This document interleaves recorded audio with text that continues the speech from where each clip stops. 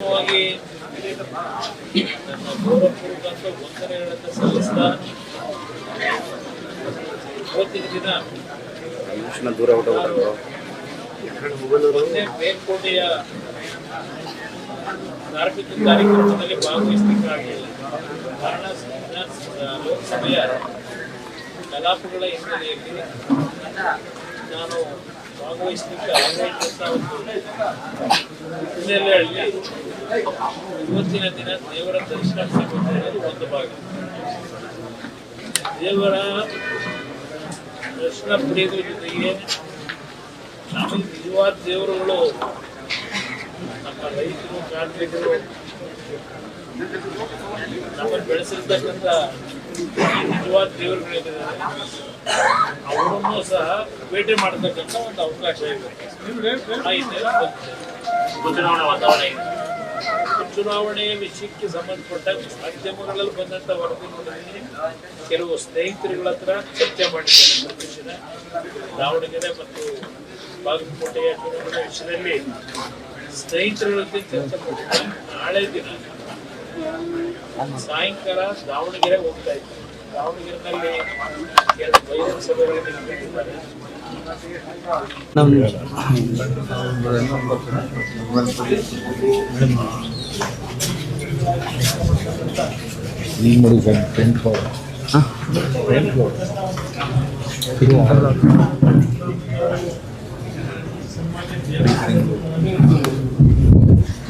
ಹಳೆಯ ಒಂದು ಬಾಂಧವ್ಯ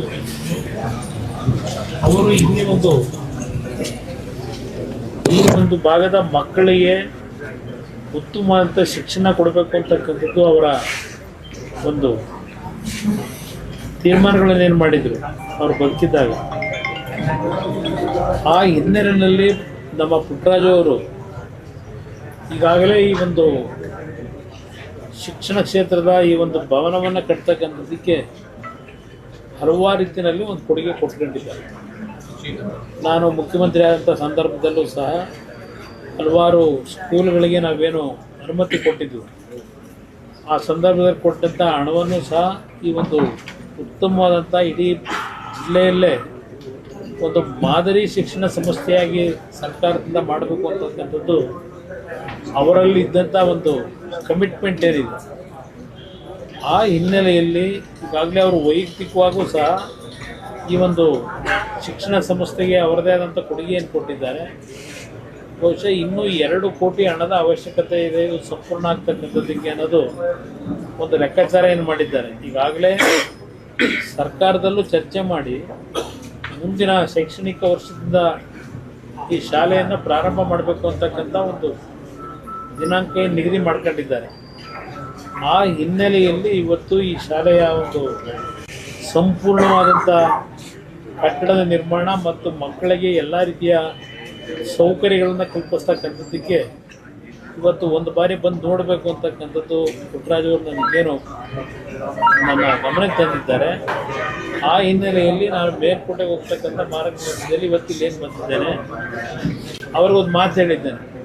ಈ ಶಾಲೆಯನ್ನು ಜಿಲ್ಲೆಯಲ್ಲೇ ಒಂದು ಮಾದರಿ ಶಾಲೆ ಮಾಡಲಿಕ್ಕೆ ನಿಮ್ಮ ಒಂದು ನೇತೃತ್ವದಲ್ಲೇ ಬಹುಶಃ ಅವರು ಪರ್ಸನಲಿ ಇಂಟ್ರೆಸ್ಟ್ ತಗೊಂಡಾಗಲೇ ಆಗೋದು. ಇವೆಲ್ಲ ಕೆಲವು ವ್ಯಕ್ತಿಗಳು ತಗೋಬೇಕಾಗುತ್ತೆ. ಆ ಜವಾಬ್ದಾರಿಯನ್ನು ಪುಟ್ಟರಾಜು ಅವರಿಗೆ ನಿರ್ವಹಣೆ ಮಾಡಲಿಕ್ಕೆ ಹೇಳಿದ್ದೇನೆ. ಅವ್ರ ಜೊತೆಗೂಡಿ ಈ ಶಾಲೆ ಮಂಡ್ಯದಲ್ಲಿ ಒಂದು ಉತ್ತಮವಾದಂಥ ಶೈಕ್ಷಣಿಕ ಸಂಸ್ಥೆಯಾಗಿ ಮಾದರಿ ಶಾಲೆಯಾಗಿ ಮಕ್ಕಳಿಗೆ ಟ್ರೈನಿಂಗ್ ಹಾಲಿನ ಒಂದು ಒಳ್ಳೆಯ ರೀತಿಯಲ್ಲಿ ದೊಡ್ಡ ಕಟ್ಟಿದ್ದಾರೆ. ಸುಮಾರು 50 ಮಕ್ಕಳಿಗೆ ಇಲ್ಲಿ ಹಳ್ಳಿಯ ಮಕ್ಕಳು, ಬಡ ಮಕ್ಕಳಿಗೆ ಇಲ್ಲಿ ರೆಸಿಡೆನ್ಷಿಯಲ್ ಸ್ಕೂಲನ್ನು ತೆರಿಬೇಕು ಅಂತಕ್ಕಂಥದ್ದು ಅವರು ನನ್ನ ಜೊತೆ ಚರ್ಚೆ ಮಾಡಿದ್ದಾರೆ. ಅದು ಎಲ್ಲದಕ್ಕೂ ನಾನು ಸಹಕಾರ ಕೊಡ್ತಾ ಇದ್ದೇನೆ. ನಾನು ಸಹ ಅವ್ರ ಜೊತೆಗೂಡಿ ಈ ಶಾಲೆಯನ್ನು ಒಂದು ರೀತಿಯ ಮಾದರಿ ಶಾಲೆ ಮಾಡಲಿಕ್ಕೆ ದತ್ತು ತೆಗೆದುಕೊಳ್ತಕ್ಕಂಥದ್ದು ಅವರ ಮನಸ್ಸಿನಲ್ಲೇ ಇದೆ. ನಿಮ್ಮ ಜವಾಬ್ದಾರಿ ಇರಬೇಕು ಅಂತ ನನಗೂ ಸಲಹೆ ಕೊಟ್ಟಿದ್ದಾರೆ. ನಾವಿಬ್ಬರೂ ಸೇರಿ ಈ ಶಾಲೆಯನ್ನು ಜಿಲ್ಲೆಯಲ್ಲಿ ಒಂದು ಉತ್ತಮವಾದಂಥ ಮಾದರಿ ಶಾಲೆಯಾಗಿ ಮಾಡ್ತಕ್ಕಂಥದ್ದಕ್ಕೆ ತೀರ್ಮಾನ ಮಾಡಿದ್ದೇನೆ. ಇನ್ನೂ 2 ಕೋಟಿ ಹಣದ ಅವಶ್ಯಕತೆ ಇದೆ ಅಂತಕ್ಕಂಥದ್ದಿದೆ. ಜೊತೆಗೆ ಈ ಒಂದು ಸಣ್ಣ ಗ್ರಾಮದಲ್ಲಿ ಹುಟ್ಟಿ ದಿವಂಗತ ವೆಂಕಟರಾಮಯ್ಯನವರು ದೇಶದಲ್ಲಿ ಸುಪ್ರೀಂ ಕೋರ್ಟ್ನ ಚೀಫ್ ಜಸ್ಟಿಸ್ ಆಗಿ ಕೆಲಸ ನಿರ್ವಹಣೆ ಮಾಡ್ತಕ್ಕಂಥದ್ದು ಆ ಮಟ್ಟಕ್ಕೇನು ಬೆಳೆದಿದ್ದಾರೆ. ಅವರ ಹೃದಯದಲ್ಲಿದ್ದಂಥ ಆ ಭಾವನೆಗಳನ್ನು ಇಲ್ಲಿ ಈಡೇರಿಸ್ತಕ್ಕಂಥ ದೃಷ್ಟಿಯಿಂದ ಈ ಒಂದು ಶಾಲೆಗೆ ಅವರ ಹೆಸರನ್ನೂ ಸಹ ಇಡಬೇಕು ಅಂತಕ್ಕಂಥದ್ದಕ್ಕೂ ಸರ್ಕಾರದ ಗಮನ ಸೆಳೆಯಬೇಕು ಅನ್ನೋದು ಅವರ ಚಿಂತನೆ ಇದೆ. ಅವರ ಹೆಸರಿನಲ್ಲಿ ಮುಂದಿನ ಈ ಭಾಗದ ಮಕ್ಕಳು ಉತ್ತಮವಾದಂಥ ಪ್ರಜೆಗಳಾಗಿ ನಮ್ಮ ಒಂದು ಸರ್ಕಾರಿ ಶಾಲೆಯಲ್ಲಿ ಬೆಳಿಬೇಕು, ಓದಬೇಕು ಅಂತಕ್ಕಂಥದ್ದು ನಮ್ಮ ಉದ್ದೇಶ ಇಟ್ಕೊಂಡಿದ್ದೇವೆ. ಇನ್ನು 2 ಕೋಟಿ ಹಣದ ಅವಶ್ಯಕತೆ ಇದೆ ಅಂತಕ್ಕಂಥದ್ದು ನನ್ನ ಗಮನಕ್ಕೆ ಬಂದಿದೆ. ಸರ್, ಪಾಂಡುಪುರ ಬೈಪಾಸ್ ವಿಚಾರವಾಗಿ ಗಡ್ಕರಿ ಅವರು ಭೇಟಿ ಮಾಡಿದ್ರು, ಏನಾಯ್ತು ಸರ್? ಪುಟ್ಟರಾಜು ಅವರು ಸಹ ಈಗಲೂ ಬರಬೇಕಾದ್ರೆ ಅದನ್ನೇ ಹೇಳ್ಕೊಂಡ್ಬಂದಿದ್ದಾರೆ. ಇಲ್ಲಿ ಕೆಲವು ಟೆಕ್ನಿಕಲ್ ಸಮಸ್ಯೆಗಳು ಮತ್ತು ಕೆಲವು ಅಲ್ಲಿ ತೀರ್ಮಾನಗಳೇನಾಗಬೇಕಾಗಿದೆ ಆ ನಿಟ್ಟಿನಲ್ಲಿ ಈಗಾಗಲೇ ನಾನು ಇಲ್ಲಿ ಆರೋಪ ಮಾತನಾಡಿದ್ದೇನೆ. ಅದೆಲ್ಲ ನನಗೆ ಏನೇನು ಸ್ಟೇಜ್ನಲ್ಲಿದೆ, ಯಾವ ಹಂತದಲ್ಲಿದೆ, ಅದರ ಎಲ್ಲದರ ಮಾಹಿತಿಗಳನ್ನು ಕೊಡಿ ಅಂತ ಕೇಳಿದ್ದೇನೆ. ಆ ಒಂದು ವಿಷಯಗಳನ್ನು ತೆಗೆದುಕೊಂಡು ಗಡ್ಕರಿಯವ್ರಿಗೂ ಗಮನದಲ್ಲಿದೆ. ಅದರ ಪ್ರಧಾನಮಂತ್ರಿಗಳಿಂದ ಒಪ್ಪಿಗೆನೂ ಆಗಬೇಕಾಗಿದೆ. ಈಗ ಇತ್ತೀಚೆಗೆ ಪ್ರತಿಯೊಂದು ಹೊಸ ಕಾಮಗಾರಿಗಳಿಗೆ ಪ್ರಧಾನಮಂತ್ರಿಗಳ ಗಮನಕ್ಕೆ ಹೋಗಬೇಕು ಅಂತಕ್ಕಂಥ ಒಂದು ತೀರ್ಮಾನ ಮಾಡ್ಕೊಂಡಿದ್ದಾರೆ. ಆ ನಿಟ್ಟಿನಲ್ಲಿ ಪ್ರಧಾನಮಂತ್ರಿಗಳ ಒಂದು ಮನವಿ ಮಾಡಿ ಅವರಿಂದ ಒಪ್ಪಿಗೆ ಪಡಿಬೇಕಾದಂಥದ್ದಿದೆ. ಆ ಕೆಲಸ ಮಾಡ್ತಾರೆ. ಸರ್, ಎಲ್ಲಿಗೆ ಬಂತು ಜಾಗ ಪರಿಶೀಲನೆ ಮಾಡ್ಕೊಂಡು ಹೋದ್ರು ಅಧಿಕಾರಿಗಳು ಬಂದು? ಎಲ್ಲಿಗೆ ಬಂತು ಅನ್ನೋದನ್ನ ಸರ್ಕಾರಕ್ಕೆ ಕೇಳಬೇಕು. ವರದಿ ಕೊಟ್ಟಿದ್ದಾರೆ ಸರ್ ನನಗೆ ಅವರು ಹೇಳಿದ್ರೆ ಬೇರೆ. ಬಂದು ಸ್ಥಳ ಪರಿಶೀಲನೆ ಅವರು ಏನು ಸರ್ಕಾರದಲ್ಲಿ ಹೇಳಿದ್ರು 2 ಭಾಗದಲ್ಲಿ ಹೋಗಿದ್ದಾರೆ. ಮತ್ತು ಅದರ ಬಗ್ಗೆ ಸಂಪೂರ್ಣ ವರದಿಯನ್ನು ಜಿಲ್ಲಾಧಿಕಾರಿಗಳು ಕೊಡಬೇಕು. ಕೊಟ್ಟ ನಂತರ ಪ್ರೊಸೆಸ್ ಶುರುವಾಗುತ್ತೆ. ನನ್ನ ಕೆಲಸ ARIನ ಕರ್ನಾಟಕಕ್ಕೆ ತರಬೇಕು ಅಂತಕ್ಕಂಥ ನಿರ್ಧಾರ ಏನು ಮಾಡಿದ್ದೇನೆ. ಅದು ಬೇರೆ ಕಡೆ ಹೋಗ್ತಿದ್ದದ್ದು ರಾಜ್ಯಕ್ಕೆ. ಆದರೆ ಇವತ್ತು ಮಂಡ್ಯದಲ್ಲೇ ಆ ಒಂದು ARIನ ಒಂದು ಸಂಸ್ಥೆಯನ್ನು ಪ್ರಾರಂಭ ಮಾಡಬೇಕು ಅಂತಕ್ಕಂಥ ದೃಷ್ಟಿಯಿಂದ ಈಗಾಗಲೇ ನಮ್ಮ ಇಲಾಖೆಯಿಂದ ಪ್ರೋಸೆಸ್ ಏನಾಗಬೇಕು, ನಾವು ಟೆಕ್ನಿಕಲಿ ನಮ್ಮ ಕೆಲಸ ಮುಗಿಸ್ಕೊಳ್ತೀವಿ. ಟೆಕ್ನಿಕಲಿ ಕ್ಯಾಬಿನೆಟ್ ಮುಂದೆ ಹೋಗಬೇಕಲ್ಲ ಸಬ್ಜೆಕ್ಟು, ಕ್ಯಾಬಿನೆಟ್ಟಿಗೆ ತೆಗೆದುಕೊಂಡು ಹೋಗ್ತಕ್ಕಂಥದ್ದಕ್ಕೆ ಈಗಾಗಲೇ ನಮ್ಮ ಅಧಿಕಾರಿಗಳು ಎಲ್ಲ ರೀತಿಯ ಪೇಪರ್ ವರ್ಕ್ ಏನು ಮಾಡಬೇಕು ಮಾಡಿದ್ದಾರೆ. ಸುಮಾರು 750 ಕೋಟಿ ಮೊದಲನೇ ಹಂತದಲ್ಲಿ ಹಣವನ್ನು ತೊಡಗಿಸಬೇಕು ಅಂತಕ್ಕಂಥ ತೀರ್ಮಾನ ಆಗಿದೆ. ನನಗೆ ಗೊತ್ತಿಲ್ಲ, ಜಾಗ ಬಂದು ಪರಿಶೀಲನೆ ಮಾಡಿದ್ದಾರೆ. ಇದು ನಿಮ್ಮ ಬಸರಾಳ ಹತ್ರ ಒಂದು ಜಾಗ, ಇನ್ನೊಂದು ನಮ್ಮ ಮಂಡ್ಯ ಟೌನ್ 75 ಎಕರೆ ಕಾಡ ಒಂದು ವ್ಯಾಪ್ತಿಯಲ್ಲಿ ಇರ್ತಕ್ಕಂಥದ್ದು ಕಾಡ ಇಲಾಖೆನಲ್ಲಿ ಅದನ್ನು ನೋಡಿದ್ದಾರೆ. ಸರ್ಕಾರ ತೀರ್ಮಾನ ಮಾಡಬೇಕು ಯಾವ ಜಾಗ ಕೊಡಬೇಕು. ನನಗೆ ಅದು ಗೊತ್ತಿದೆ. ನಾನು ARIನ ಮೇ ತಿಂಗಳಿನಲ್ಲಿ ಇಲ್ಲಿ ಇನಾಗ್ರೇಷನ್ ಫೌಂಡೇಶನ್ ಹಾಕಬೇಕು ಅನ್ನೋದು ನನ್ನ ಒಂದು ಗುರಿ ಇಟ್ಕೊಂಡಿದ್ದೇನೆ. ಈಗ ಹಲವಾರು ರೀತಿಯಲ್ಲಿ ಈ ಭಾಗದ ಜನಪ್ರತಿನಿಧಿಗಳು ನಾವು ಅಲ್ಲಿ ಕೊಡ್ತೀವಿ, ಇಲ್ಲಿ ಕೊಡ್ತೀವಿ, ನಾವು ಎಷ್ಟು ಬೇಕು ಇದೆಲ್ಲ ನಿಮ್ಗಳ ಜೊತೆ ಪ್ರತಿದಿನ ಚರ್ಚೆ ಮಾಡಿದ್ದಾರೆ. ಈಗ ಅವ್ರದ್ದು ಜವಾಬ್ದಾರಿ ಇದೆ. ಇವತ್ತು ನಮ್ಮ ಅಧಿಕಾರಿಗಳನ್ನ ಕಳಿಸಿ ಸ್ಥಳ ಪರಿಶೀಲನೆ ಏನು ಮಾಡಿದ್ದಾರೆ 2 ಭಾಗದಲ್ಲಿ. ಆ ಟೆಕ್ನಿಕಲ್ ರಿಪೋರ್ಟ್ ಕೊಡಬೇಕಾಗಿರೋದು ಜಿಲ್ಲಾಧಿಕಾರಿ. ಸರ್ಕಾರಕ್ಕೆ ರೆಕಮೆಂಡ್ ಮಾಡಬೇಕು. ಇವತ್ತು ಸರ್ಕಾರಕ್ಕೆ ರೆಕಮೆಂಡ್ ಮಾಡಿ KDBಯಿಂದ ಕೈಗಾರಿಕಾ ಮಂತ್ರಿಗಳೇನಿದ್ದಾರೆ ಅವರು ಆ ಒಂದು ಮೂಲಭೂತ ಸೌಕರ್ಯಗಳನ್ನು ಕಲ್ಪಿಸ್ಕೊಟ್ಟು ಏನು ಕೊಡಬೇಕಾಗಿದೆ. ಅದಾದ ತಕ್ಷಣ ಪ್ರಾರಂಭ ಮಾಡಲಿಕ್ಕೆ ನಮ್ಮದೇನೇನೂ ಸಮಸ್ಯೆ ಇಲ್ಲ. ನಾನು ಸರ್ಕಾರಕ್ಕೂ ಕೇಳಿದ್ದೇನೆ. ಇವತ್ತು ಕೇವಲ 100 ಎಕರೆ ಅಲ್ಲ, ಇವತ್ತು 500 ಎಕರೆ ಮೇಲೆ ಇವತ್ತು ಯಾವ ಒಂದು ARIನ ಮಾಡ್ತಕ್ಕಂಥ ನಿರ್ಧಾರ ಮಾಡಿದ್ದೇವೆ. ಇವತ್ತು ಹಲವಾರು ಕೈಗಾರಿಕೋದ್ಯಮಿಗಳು ಹಲವಾರು ಕೈಗಾರಿಕೆಗಳನ್ನು ಆಗ್ತಕ್ಕಂಥದ್ದಕ್ಕೆ ತುದಿಗಾಲಲ್ಲಿ ನಿಂತಿದ್ದಾರೆ. ಹಲವಾರು ದಿನದಲ್ಲಿ ಚರ್ಚೆ ಮಾಡಿದ್ದೀವಿ. ಇವತ್ತು ಆ ಒಂದು ಹಿನ್ನೆಲೆ ಒಳಗೆ ನಮ್ಮ ಬೆಂಗಳೂರು ಹಾಸನ ರಸ್ತೆಯಲ್ಲಿ ಬರ್ತಕ್ಕಂಥ ಬೆಳ್ಳೂರು ಕ್ರಾಸ್ ಹತ್ರ ಕೆಲವು ಲ್ಯಾಂಡ್ ಇದೆ ಅಂತಕ್ಕಂಥ ನಾನೇ ಮುಖ್ಯಮಂತ್ರಿ ಇದ್ದಾಗ 1200 ಎಕರೆಗೆ ಒಂದು ನೋಟಿಫಿಕೇಶನ್ ಮಾಡಿದ್ವಿ. ನಂತರ ಅಲ್ಲಿ ಸ್ವಲ್ಪ ರೈತರ ಒಂದು ಪ್ರತಿಭಟನೆ ಮಾಡಿದ್ರಿಂದ ನಾನೇ ಅದನ್ನು ನಿಲ್ಲಿಸಿ ಅಂತ ಹೇಳಿ ನಿಲ್ಲಿಸಿದ್ದೇನೆ. ಅದು ಎಲ್ಲ ಡ್ರೈ ಲ್ಯಾಂಡ್ ಇದೆ. ಕೆಲವರು ಬೆಂಗಳೂರಿನಿಂದ ಒಂದು ಜಮೀನು ತಗೊಂಡಂಥವ್ರು ಸ್ವಲ್ಪ ಅದ್ರ ಬಗ್ಗೆ ಜನಗಳ ಜೊತೆಯಲ್ಲಿ ಸ್ವಲ್ಪ ರೈತರಿಗೆ ಎತ್ಕೊಳ್ತಕ್ಕಂಥ ಕೆಲಸ ನಡೀತಾ ಇದೆ. ಈಗ ಪ್ರಾಮಾಣಿಕವಾಗಿ ನಮ್ಮ ಮಂಡ್ಯ ಜಿಲ್ಲೆಯ ರೈತ ಬಂಧುಗಳು ಭೂಮಿಯನ್ನು ಕೊಡತಕ್ಕಂಥ ನಿರ್ಧಾರ. ಯಾಕೆಂದರೆ ಫಲವತ್ತಾದ ಭೂಮಿ ತಗೊಳಕ್ಕಾಗಲ್ಲ ನಾವು, ಡ್ರೈ ಲ್ಯಾಂಡ್ನಲ್ಲೇ ಎಲ್ಲಾದರೂ ಮಾಡ್ಬೇಕು ನಾವು. ಅಲ್ಲಿ 1250 ಎಕರೆ ಗುರುತಿಸಿದ್ರು ಹಿಂದೆ, ಅದನ್ನು ಒಪ್ಪಿಗೆ ಕೊಟ್ಟರೆ ನನಗೆ ಸಮಸ್ಯೆನೇ ಇಲ್ಲ. ಒಂದು 15-20 ಸಾವಿರ ಜನಕ್ಕೆ ಉದ್ಯೋಗ ದೊರಕತಕ್ಕಂಥದ್ದಕ್ಕೂ ಅನುಕೂಲ ಆಗ್ತದೆ.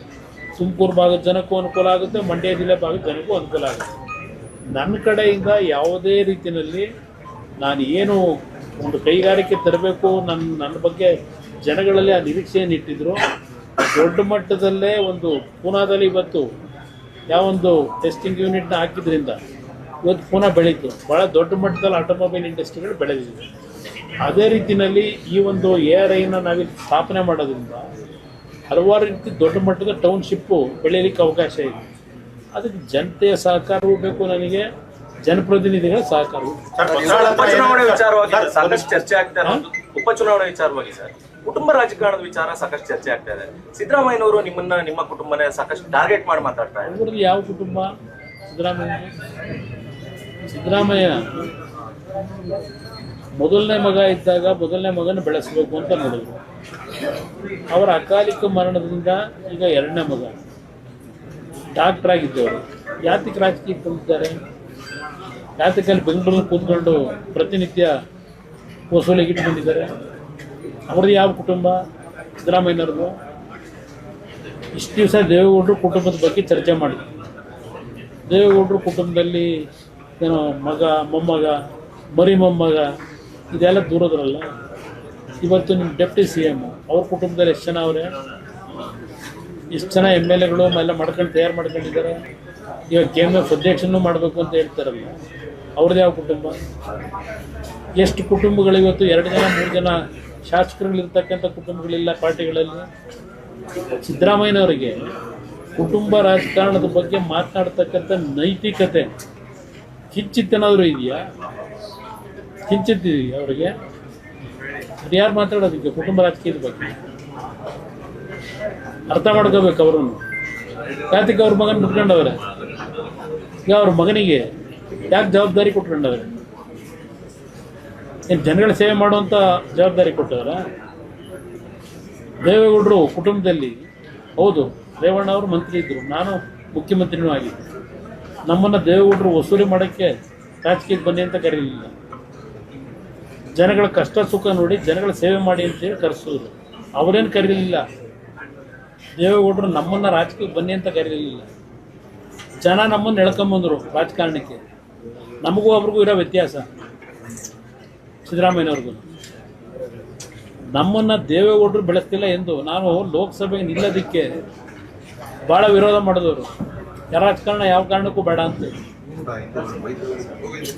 ಎರಡನೇ ಬಾರಿ ನಾನು ಮುಖ್ಯಮಂತ್ರಿ ಆದಾಗ ಎಲ್ಲರೂ ಎದುರಿಗೆ ಹೇಳಿದ್ರು, ಮಲ್ಲಿಕಾರ್ಜುನ ಖರ್ಗೆ ಮುಖ್ಯಮಂತ್ರಿ ಮಾಡ್ಕೊಳ್ಳಿ ಅಂತ. ಎಲ್ಲ ಬದುಕೋರಲ್ಲ, ಸಿದ್ದರಾಮಯ್ಯನೇ ಬದುಕೋರಲ್ಲ. ನನ್ನ ಮಗನ ಮುಖ್ಯಮಂತ್ರಿ ಮಾಡಿ ಅಂತ ಅರ್ಜಿ ಹಾಕೊಂಡು ಹೋಗಿದ್ದಾರೆ ದೇವೇಗೌಡರು 18ರಲ್ಲಿ. ನಮ್ಮ ಮಗನಿಗೆ ಬೇಕಿಲ್ಲಪ್ಪ, ಅವ್ರ ಆರೋಗ್ಯನೂ ಚೆನ್ನಾಗಿಲ್ಲ, ಇವ್ರನ್ನ ಖರ್ಗೆ ಅವ್ರನ್ನ ಮಾಡಿ ಅಂತ ನಿಮ್ಮ ಮುಖಕ್ಕೆ ಕೇಳವ್ರೆ. ಮುಖ್ಯಮಂತ್ರಿ ನಾನು ಮಾಡಬೇಕು ಅಂತ ದೇವೇಗೌಡರು ನಿಂತಿದ್ದೀರ. ಇದಾಗ ನಮ್ಮ ಕುಟುಂಬದ ಬಗ್ಗೆ ಇವ್ರು ಯಾರು ಚರ್ಚೆ ಮಾಡ್ತಕ್ಕಂಥ ನೈತಿಕತೆ ಯಾರೂ ಇಟ್ಕೊಂಡಿಲ್ಲ ಅನ್ನೋದು ನನ್ನದು. ಈಗ ಮುಖ್ಯಮಂತ್ರಿ ನಾನೇ ಮುಂದುವರಿತೀನಿ ಅಂತ ಹೇಳ್ತಾ ಇದ್ದಾರೆ. ಅವರು ಹೇಳ್ತಾರೆ, ಮುಂದಿನ ಚುನಾವಣೆವರೆಗೂ ಕಾಯ್ಬೇಕಲ್ಲ. ಈಗೇನೋ ಇದ್ದಾರೆ, ಮುಂದಿನ ಚುನಾವಣೆ ಇದರ ಟೈಮಲ್ಲೇ ತಾನೇ ಗೊತ್ತಾಗೋದಿಲ್ಲ. ಈ 2 ಚುನಾವಣೆ ಬಿಡಿ, BJPನ ಗೆಲ್ಬೋದು, ಅವರಾದರೂ ಗೆಲ್ಬೋದು ಅಂತಕ್ಕಂಥದ್ದು ಏನು ಪತ್ರಿಕಾ ವರದಿ ಇದೆ. ಈ 2 ಚುನಾವಣೆ ಮೇಲೆ ಏನು ನಡೆಯಲ್ಲ.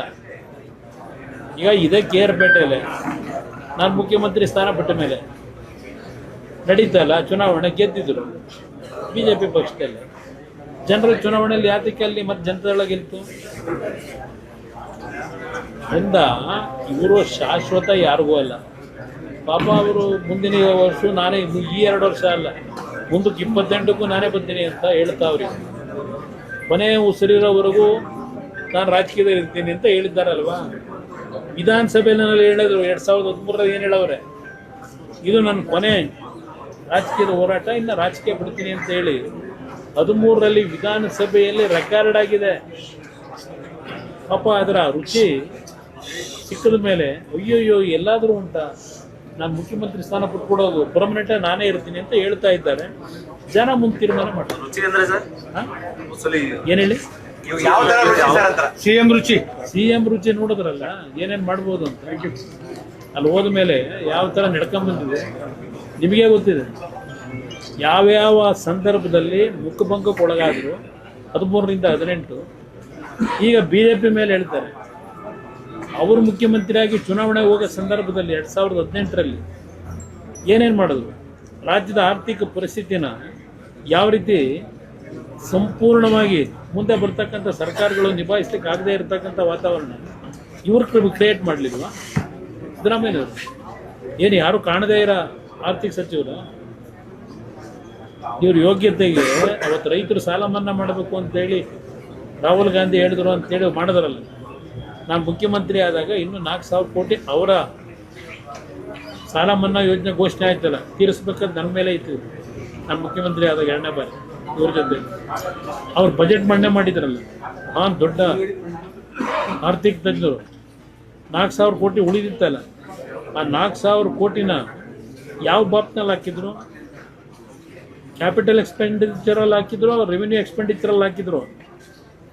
ಸ್ವಲ್ಪ ಒಂದ್ಸಲ ಆಗಿದ್ದಂಥ ಅಧಿಕಾರಿಗಳನ್ನ ಕೇಳಿ ಏನು ಮಾಡಿದ್ರು ಅಂತ ಈ ಆರ್ಥಿಕ ಸಚಿವರು ಸೆಟೇಟ್ ಮಾಡಬೇಕಾದ್ರೆ ನಾನು ಮಾಡಬೇಕಾಗಿ ಬಂತದ್ದು. ಯುದ್ಧದ ಪರಿಣಾಮದಿಂದ LPG ಸಿಗ್ತಾ ಇಲ್ಲ, ಮತ್ತೆ ಸಾಕಷ್ಟು ಬೆಲೆಗಳು ಏರಿಕೆ. ಈಗ ಕಾಂಗ್ರೆಸ್ನವರು ಇದನ್ನೇ ಒಂದು ರಾಜಕೀಯ ಬಳಕೆ ಮಾಡ್ತಾ ಇದ್ದಾರೆ. ಇವರಿದ್ದಿದ್ರೆ ಏನು ಮಾಡೋರು? ಅಟ್ಲೀಸ್ಟು ಕೇಂದ್ರ ಸರ್ಕಾರ ಈ ಒಂದು ಕೆಟ್ಟ ಪರಿಸ್ಥಿತಿನಲ್ಲಿ ಎಷ್ಟು ಮಟ್ಟಿಗೆ ಜನತೆಗೆ ಅನುಕೂಲ ಮಾಡಬೇಕು ಅಂತಕ್ಕಂಥ ದೃಷ್ಟಿಯಿಂದ ಎಲ್ಲ ರೀತಿಯಲ್ಲೂ ಕ್ರಮ ತೆಗೆದುಕೊಳ್ಳಿ ಪ್ರಯತ್ನ ಪಡ್ತಾ ಇದ್ದಾರೆ. ಈಗ ಹಲವಾರು ದೇಶದಲ್ಲಿ ಲಾಕ್ಡೌನ್ ಆಗೋಂಥ ಪರಿಸ್ಥಿತಿ ಇದೆ ಬೇರೆ ಬೇರೆ ದೇಶಗಳಲ್ಲಿ.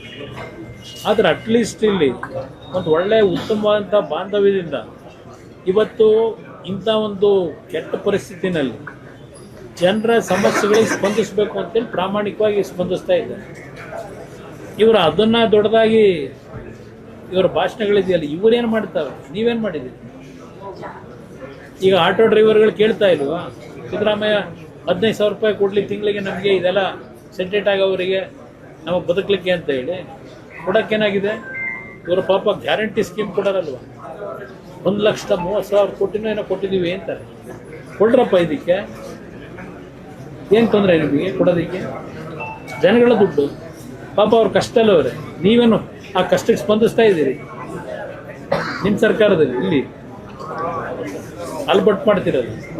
ಅಟ್ಲೀಸ್ಟ್ ಅವರು ಜನಗಳ ಒಂದು ಸಮಸ್ಯೆಗಳಿಗೆ ಸ್ಪಂದಿಸ್ತಕ್ಕಂಥ ಕೆಲಸನಾದರೂ ಅವರಲ್ಲಿದೆ. ನಿಮಗೇನಿದೆ? ನೀವೇನು ಮಾಡ್ತಾ ಇದ್ದೀರಿ? ಬರೀ ಬೈಕೊಂಡು ಹೊರಟಿದ್ದೀರಿ. IPL ಟಿಕೆಟ್ಗೆ ನೆಗೋಸಿಯೇಷನ್ ಹಿಡಿದುಬಿಡ್ತು ಸರ್ಕಾರ. ನೋಡಿ, ಇದು ಅವರು ಮಾಡ್ಕೊಂಡಂಥ ನಗುಪಾಟಲಿನ ಕೆಲಸ.